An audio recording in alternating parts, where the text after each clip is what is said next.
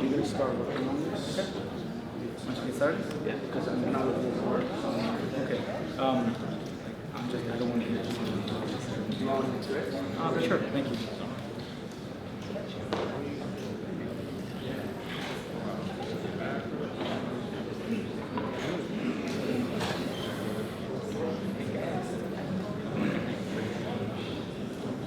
Okay, we're going to have to do a little bit of a testing. Can everybody hear me? Can everybody hear me?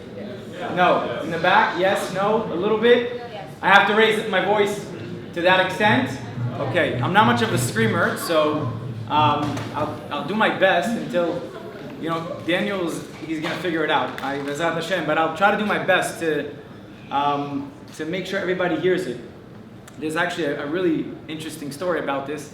There's a rabbi, his name is the Ben Ish Chai, and when he used to give his Shiur Torah back in Iraq, so, he filled up the whole synagogue. The synagogues were huge. He used to fill it up. And every time he spoke, it's as if the Shekhinah spoke from his mouth. So he didn't scream, but everybody heard him. It was unbelievable. He didn't have to raise his voice like everybody else did. And then when he passed away, his son got on the pulpit and started speaking. The problem is, people all the way in the back they asked him, can you raise your voice? And he's raising his voice again. And they ask him a second time, can you raise voice? And he's raising his voice. They can't hear him in the back. And then he realized that when his father was talking, it's Min HaShamayim. They made sure that everybody else was able to hear. That's how holy the Ben Ish Chai was at that time. So B'ezrat Hashem, please raise your hand. Tell me if I'm not saying something loud enough. I'll try to do my best to make sure everybody hears. B'ezrat Hashem, we should be successful. So first of all, I want to give credit to everybody for showing up on a Wednesday night to come to learn, Torah, to come to Shiur. I'm sure there's so many things everybody can do tonight, but they chose to come. And this has been growing, so big Hazak u'Baruch. Big shout out to everybody for showing up. B'ezrat Hashem, every time we learn Torah, we become a little bit smarter or a little bit better. But it's always a marathon. One story is never going to do it. One insight is never going to do it. It's a collection of things. It's a collection of the consistency that we go and we listen. Another shiur, another story, another insight. All these things is that consistency. That's really going to make a real difference. So I want to start off with this week's parasha and see also how it relates to the 3 weeks that are coming up. Those who don't know, the 3-week period is the period in which we mourn for the destruction of the Beit HaMikdash. Now, unfortunately, the second Beit HaMikdash was destroyed because of Sinat Hinam. What's Sinat Hinam? Sinat Hinam is baseless hatred. We hated our fellow Jews for no reason. It sounds outrageous, I understand. But I think maybe after tonight we'll get one level of clarity. How could that be possible? And we'll see how it actually very much connects to this week's parasha. In the 3-week period, we obviously try to avoid smachot, anything involves ceremonies, anything involves weddings, or we try not to listen to music during this 3-week period. It's going to start on Sunday, and 3 weeks then on, we're going to conclude with Tisha B'Av. So, this week's parasha is Parashat Balak. It's good. Yeah, it's good. I think so. You can bring it.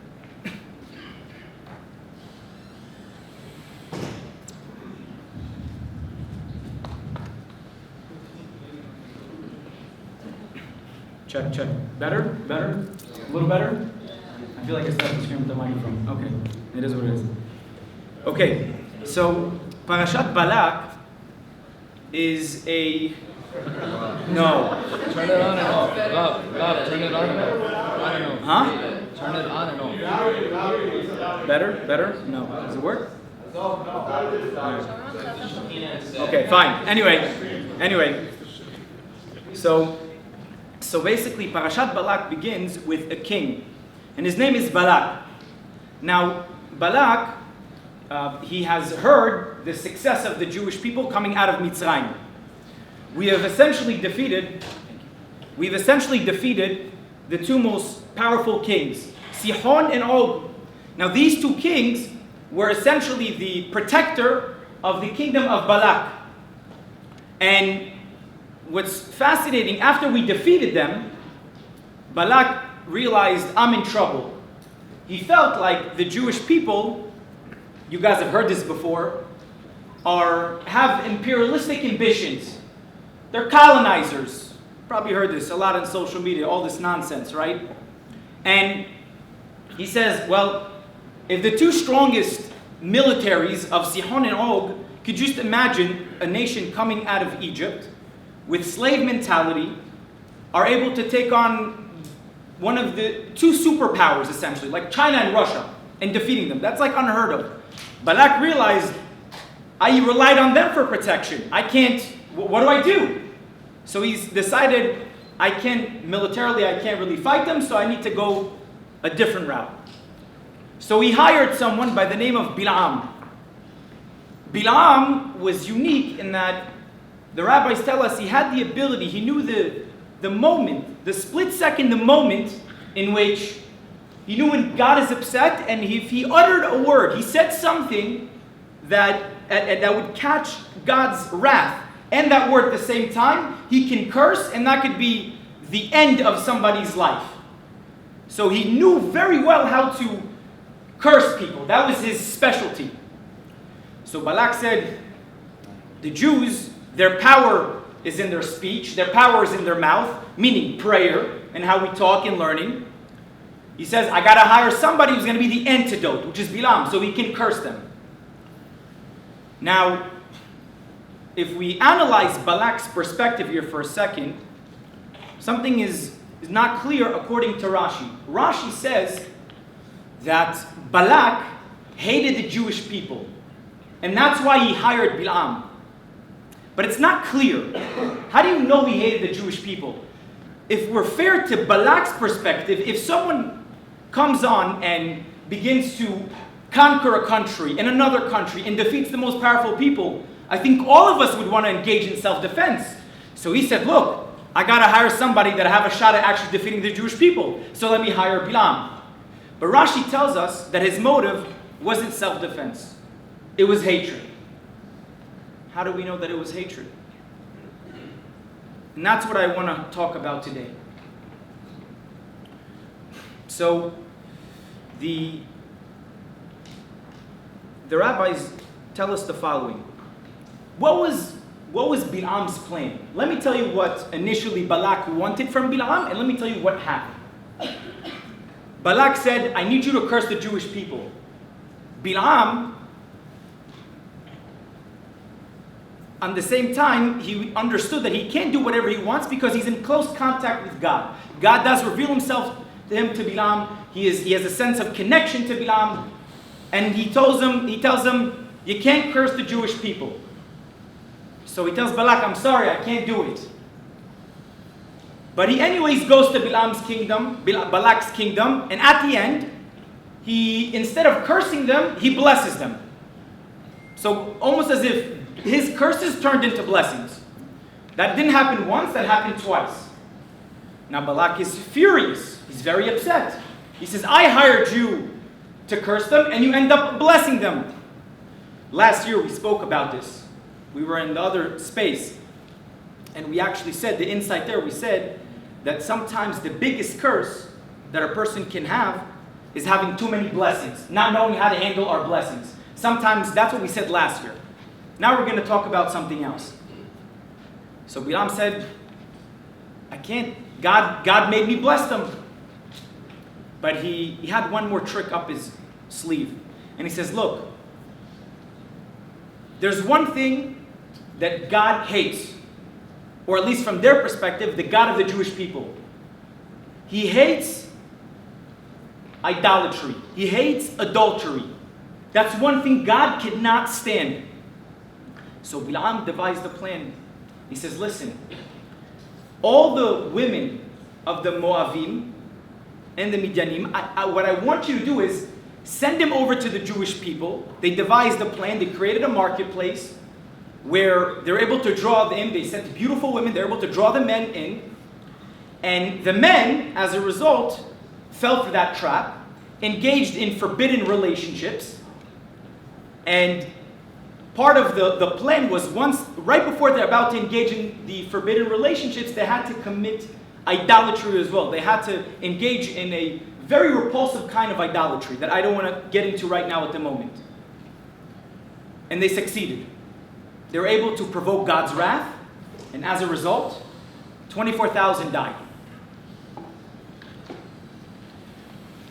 Now, what was Bilam thinking? What was Balak thinking? They were thinking like this. The Jews have become successful in battle leaving Mitzrayim because God was on their side. How do we separate them? We get God, we remove God from their midst, and that's how we're going to prevail. That was their mindset. That was what they were thinking. But at the end of the day, they still have to fight a war. It's not ideal. Nobody wants to fight a war. This is where Rashi comes and truly, beautifully explains this. Next week's parasha, the Torah tells us something very fascinating. The Torah gives us the name of the woman in this week's parasha, which we don't know her name, but it reveals the name to us. It tells her name is Kozbi Batsur. Kozbi was the woman who, in this week's parasha, towards the end of the parasha, she tried to cause essentially Moshe Rabbeinu to sin with her. She is the daughter of Tzu. She's a princess. She has a very high status. So she said, I'm going to go to the leader. No shot that was going to happen, so she went to one of the tribal leaders. His name is Zimri. And she succeeded. But the Torah tells us something that's very hard to understand. Do you know who sent her to go there and engage in this self-destructive behavior? Her father, the king. Her own father. Her own father. There are 10,000 women. 10,000 women can go and do that dirty job, quote unquote. Who? The king. And by the way, the Torah tells us he's a Rosh HaUmot. He was the leader of all the other kings. They looked up to him. And who does he send? His own daughter. It's very hard to understand. How do you send your own daughter? So many people could have done the job.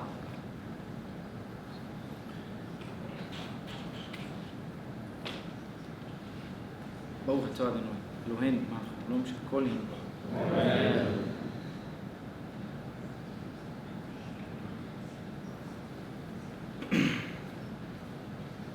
It must mean the following. You know how Rashi knew that this did not come from self-defense, this came from actual hatred? Because if you possess such a level, such a status, this is your status, you're a king, and you send your own daughter, it means you're acting in a very degrading way. And if you're acting in a very degrading way, it means that you really can't stand yourself. It means you hate yourself. If you stoop to such a low level, it means that there's so much hatred within yourself that you decide literally to, for lack of a better term, but sacrifice your own daughter who is essentially next in line, she's supposed to marry. You are giving her up when others could have done it, which means you as the king, the leader of all the other kings, that means you hate yourself. You can't stand yourself. There's no, what other possibility would be that you would send somebody like that? It means the king, Balak, all those kings, all these kingdoms surroundings, it means they were very unhappy with who they were. Now, how do I know this? The Torah tells us that Rashi explains, he says, Vaisha HaMuka, which Vaisha HaMuka is, her name is Kozbi Batsur. He says the reason it was sent, so Rashi tells us, Lo hodi'acha sinatan shel hamidanim, she'ifkiru bat melech liznot kedei lahti Yisrael. They literally took a daughter of a king, they treated her as if she's nothing, and they gave her to the Jewish people so she could sin. Which means this is a clear indication of how they hated them. They very much hated the Jewish people. But you see, there's different types of hate. Let's talk about jealousy here for a second. This is important. How does a person get to a point where there's all types of jealousies, right? There's healthy kind of jealousy. There is very unhealthy kind of jealousy. Healthy jealousy is, I'm happy for what they have. I want the same thing. That's normal. Perfectly legitimate. What's unhealthy kind of jealousy? So I'm going to explain it in two levels. Level one is I deserve what they have and they don't deserve anything. That's very unhealthy type of jealousy. But there's a level goes a little bit deeper, and is that a person is very much consumed by that jealousy. It eats them up inside. It's very hard. The reality of somebody else's existence, it eats them up inside. They can't take it anymore. That level of jealousy oftentimes ripens into hatred, pure hatred. And that feeling is, if a person gets to that feeling where, or they see somebody, chas v'shalom, no one in this room, but if they have that feeling where I'm eating myself up inside, I can't stand myself, then what happens? How do we begin to behave? In a very low manner. We engage in self-destructive behavior. Essentially, I'm not worth much, and therefore, since I'm not worth much, I can continuously engage in very low-like behavior, and since that's really what I am, I can do whatever you want, and therefore I'm nothing.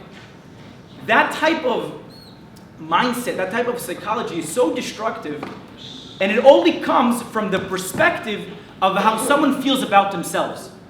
The more someone, if you pay very close attention, and it's unbelievable because this is what's happening today. Let me kind of broaden this up a little bit towards what's happening in contemporary times. Allow me to get just a little bit political for the sake of what happened in history in the last few weeks. You had Iran and Israel. You had the war that took place. Now, Iranians are very, very smart people. They really, really are.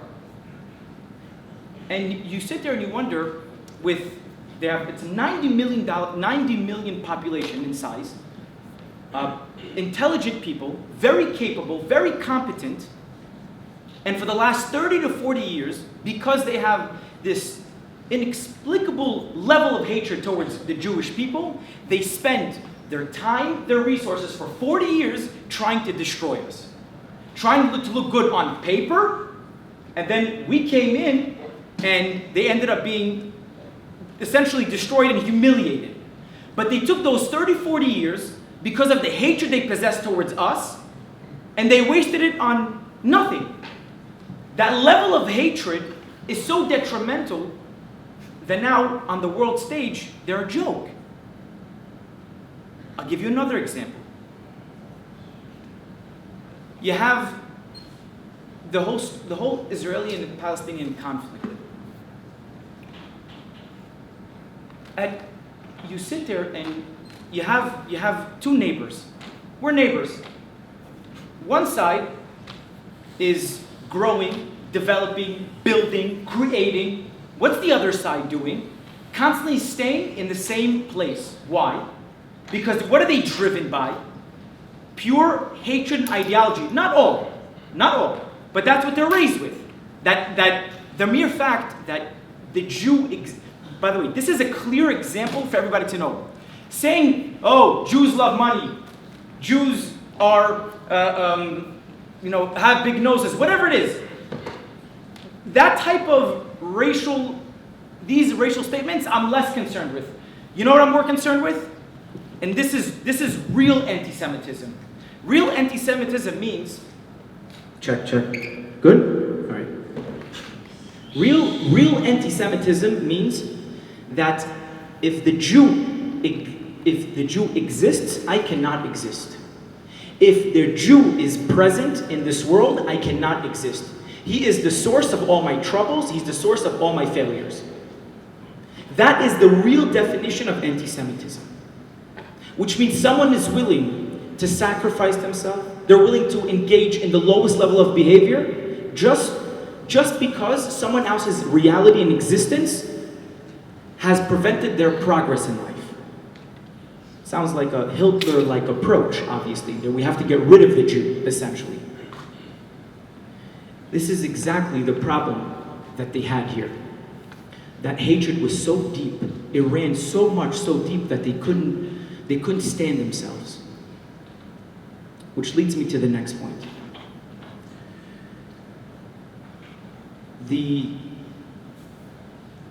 Let's talk about the ramifications this has actually towards ourselves. If there's somebody in our life that we have a serious problem with, where I wouldn't say that it has turned into animosity. The Torah says, Al tisneh et achicha bilvavecha. You cannot hate your own brother in your heart.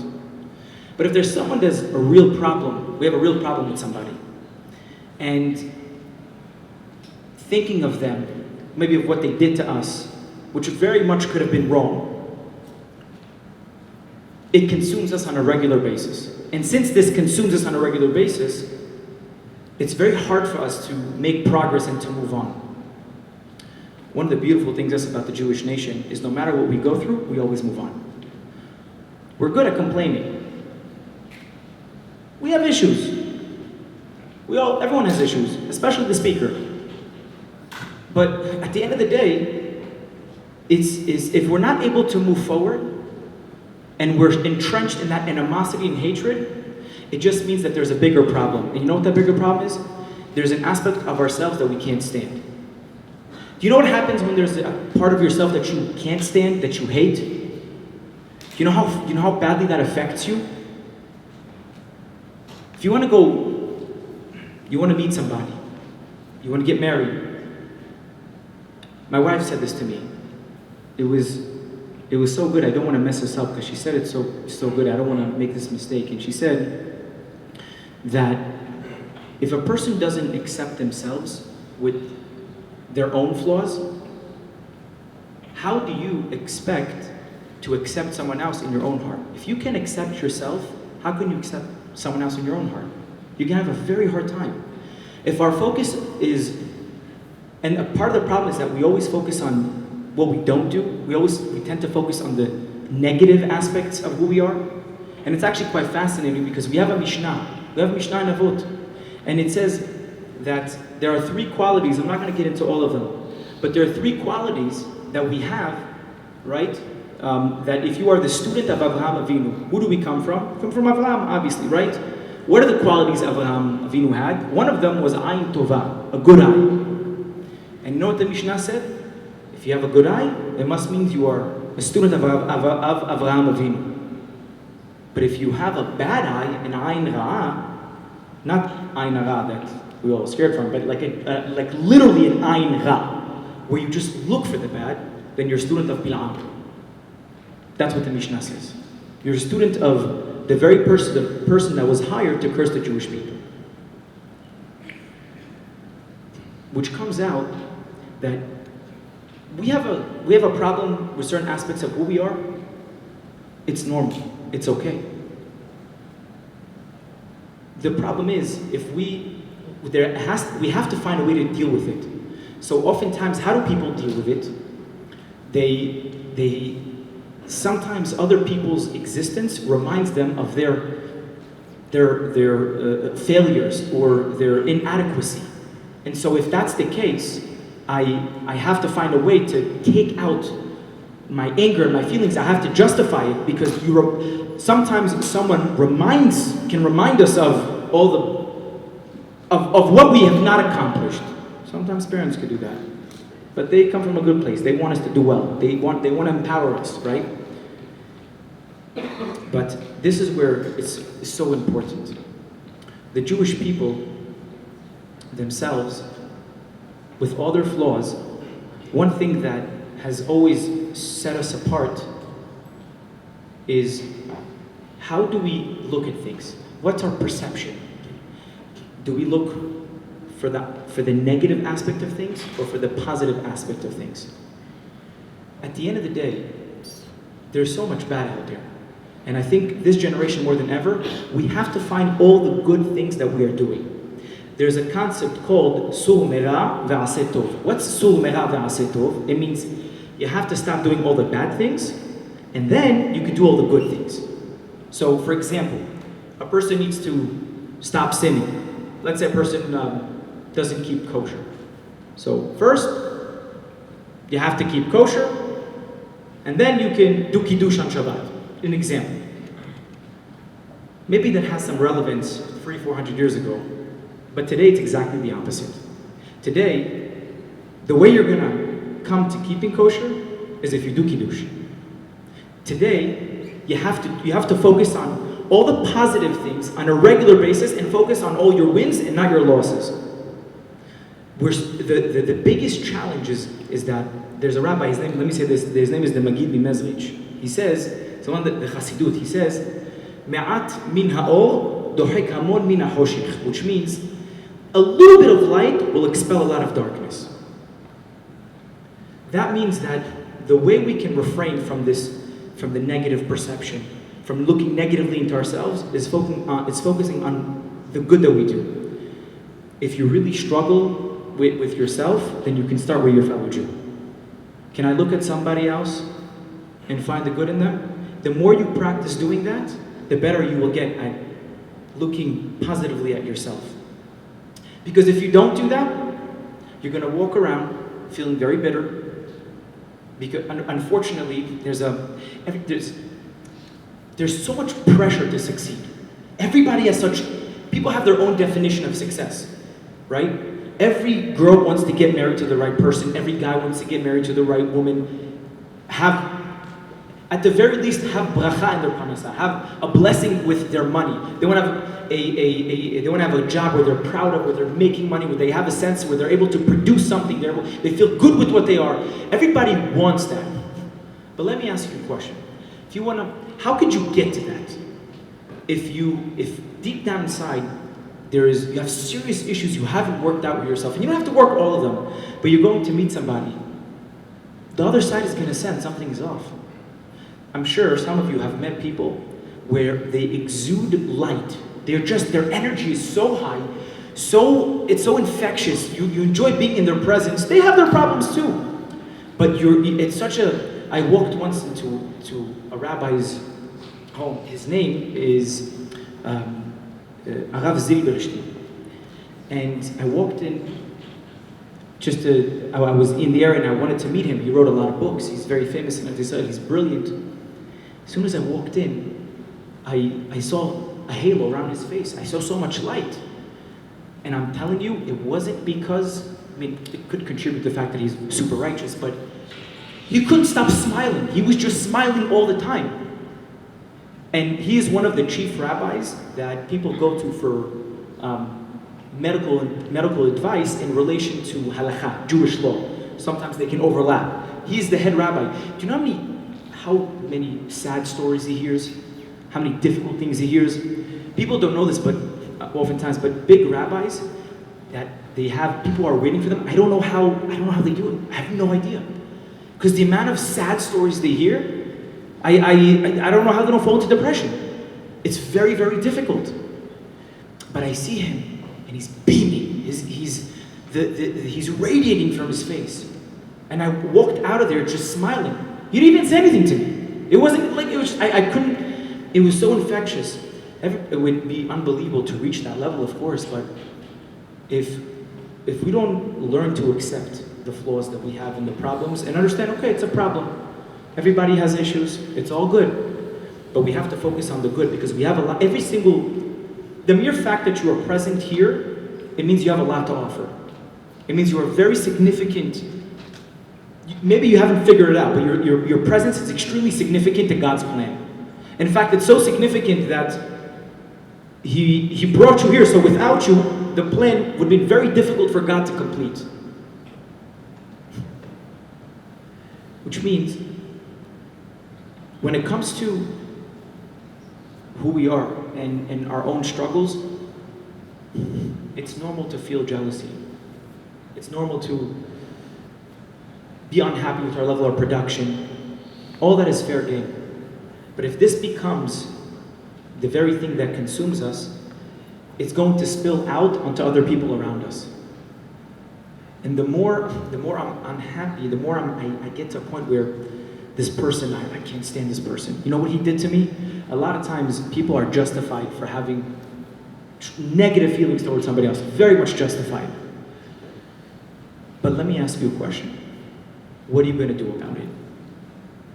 What could you do to put yourself in the position where you can move forward in life and not backwards?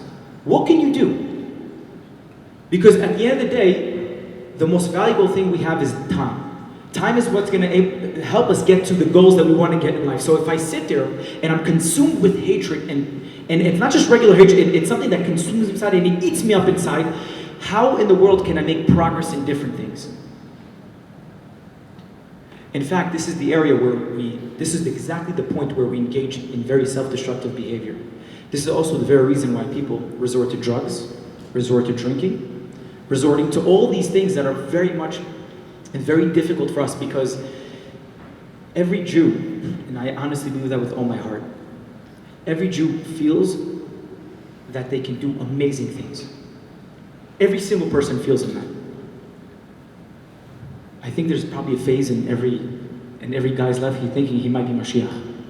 I'm telling you, this is it. Every Jew has that sense of, we have, but that sense that we have within us, that we feel like we are destined for great things. Everybody, that feeling that we have is also makes us feel it's almost like a liability as well. Because if we don't tap into that, if we don't feel like I'm actualizing myself, then I have to numb myself. And if I don't numb myself, then I can't extend myself.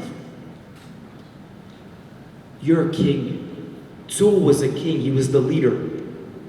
How in the world do you give up your daughter to engage in this behavior? There's 10,000 other women.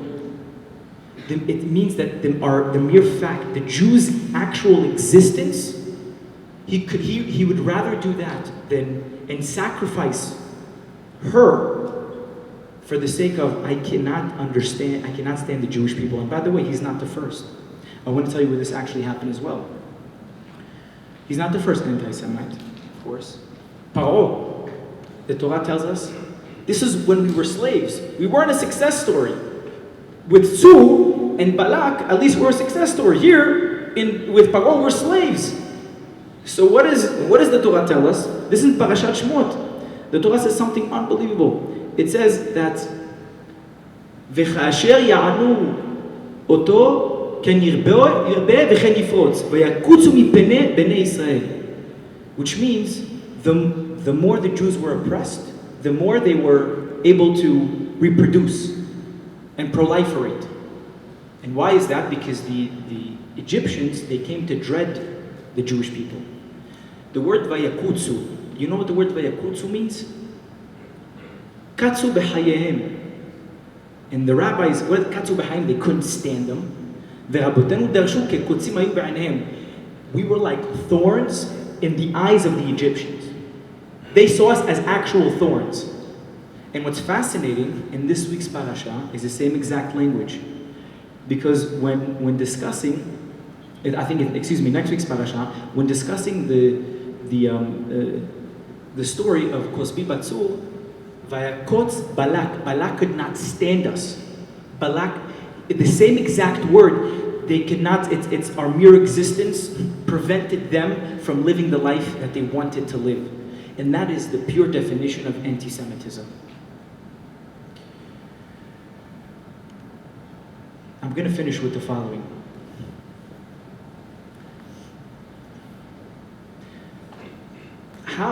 What can we do not to fall into this trap? This vicious cycle of jealousy, potentially developing into pure hatred, and not getting to a place where we're very consumed. It says a lot more about how we feel about somebody else, even if we're upset. It says a lot more about us versus what it says about them. The Jewish people were in Egypt for many years, 210 years to be precise. And in next week's parasha, you will see it. The rabbis, you'll see in the text, it says, when it's in next week's parasha is going to enumerate the tribes, and the way it actually calls the tribes is, instead of saying Reuven, it says Ha-Reuveni. It adds another Hey and a Yud to the beginning and towards the end. That's what it does. It adds a letter.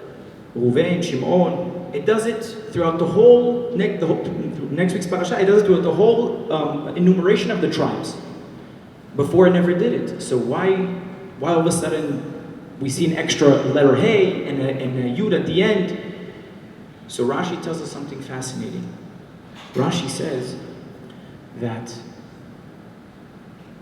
God gave him a guarantee. You know what's the guarantee? Yes, you were slaves. No question you were slaves. And no question you were under the Egyptians who were your masters. But God says, the Hey and the Yud, if you take the letters Hey and Yud and you reverse them, that's Yud and K. What's Yud and K? It's one of God's name. God is saying, I'm putting my name on all the tribes. Do you know why I'm doing that? Because even though you were in Egypt for 210 years under the Egyptians, I am guaranteeing that no Jewish woman was ever with any Egyptian. It means that every single child had a Jewish father. There's one exception that we know in the Torah, but that's it. And because there's a story there, I don't want to get into it, but none of that ever happened. Every single Jewish baby had a Jewish father, not an Egyptian father. God gives the stamp on that. Do you know what caused, in this week's parasha at the end, do you know what caused the Jewish men to sin when they sent out all the women? Do you know what caused them to sin? It must mean that they thought in their mind, this is an insight my rabbi gave me, it's unbelievable. It must mean that in their mind they thought that maybe some of them actually come from Egyptian fathers. They actually had the feeling that, who are you kidding? You were under the servitude of the Egyptians? You really think nothing happened there? They themselves did not fully believe that their mothers are as pure. Not that they did something wrong, God forbid, but you were under servitude and things happened. It must mean those who sinned thought that their own parents unfortunately engaged in a relationship that was problematic.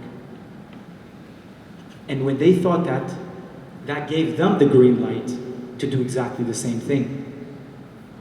God comes and says, that never happened. And I'm putting my name on every single tribe. But the deeper thing here is how they saw their parents ultimately led to how they saw themselves. And that's why they sinned. Everyone has a complex relationship with their parents to a certain extent. And I want to tell you, how we see our parents is how we see ourselves. That is the source, the foundation of how we grow up. They affect us the most. They empower us. Sometimes they can be critical. No question. Maybe too critical. But how they saw their parents is how they saw themselves, which means that gave them a green light to behave in that way. Which means that if they saw their parents in the right way, they would not have fallen to that trap. You want to know how far-reaching this goes? Let's say, I'm sure there's maybe a couple people here that are married. This goes so far that if you have in-laws and you secretly look down upon your mother-in-law or your father-in-law, that means you also look down upon your spouse. You know why? Because they come from them. And there's no way to sever that connection. The same is true regarding ourselves. Even if we're not proud of who our parents are. Even if we don't have someone to look up to, a role model. And that can be very difficult. It can be very, very difficult. Even if our parents done things that we're very not proud of. But now, I turn the tables and I say, okay, now you can become the person that your children can become proud of. That you very much can do. It's a complex relationship. It's not a simple one, no question.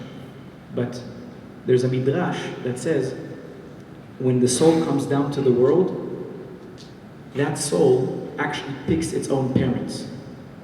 Because that's part of the process that soul needs to go through to reach its completion. There is a challenge in that, sometimes. And so, no matter how complicated the relationship is, we have to find a way, when we look at our parents, we have to find all the good in our parents. Some people don't have their parents. Maybe they didn't grow up with parents.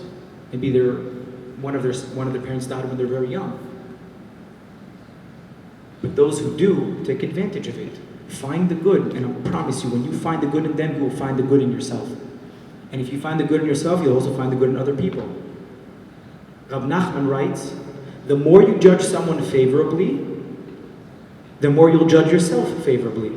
And boy, do we need it. I told you, what's the connection to the 3 weeks that we have? We're going to the 3 weeks, right?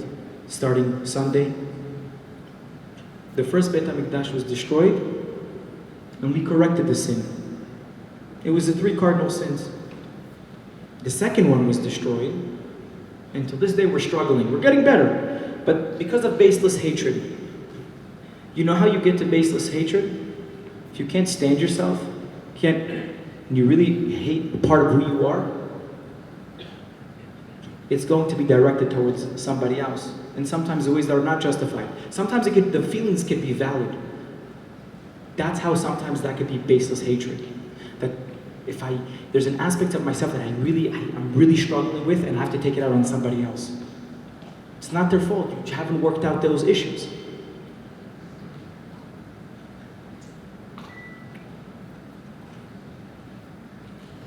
Baruch Hashem, today we live in very interesting times.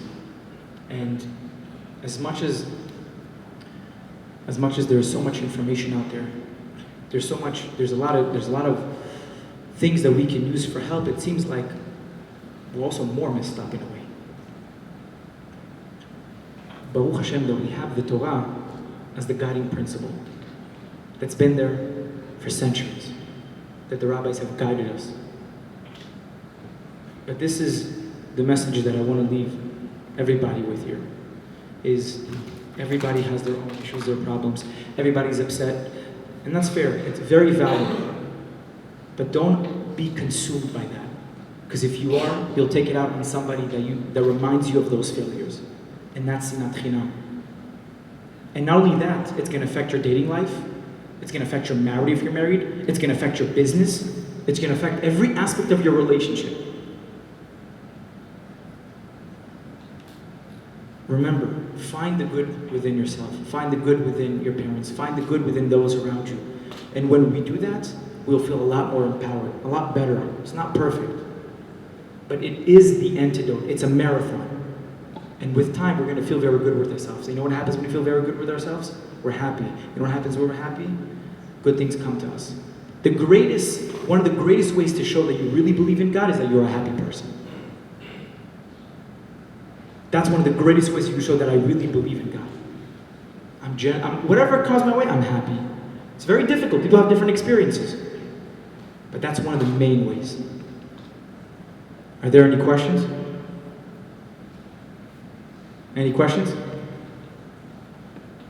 Baruch Adonai Le'olam. Amen v'amen.